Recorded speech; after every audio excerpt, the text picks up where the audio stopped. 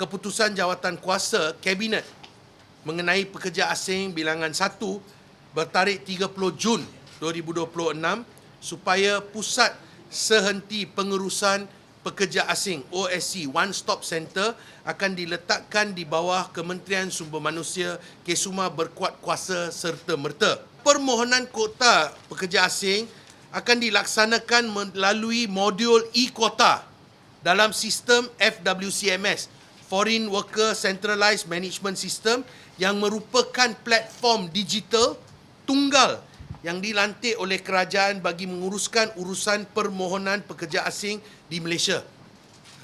Jadi memang tak ada queue, tak ada kesesakan, tak ada apa-apa.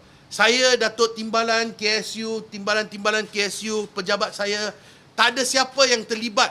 Tak payah nak datang hubungi kita, nak jumpa, nak minta boleh lajukan, boleh bagi kota ni, tak ada. Semua melalui sistem very transparent, very clear.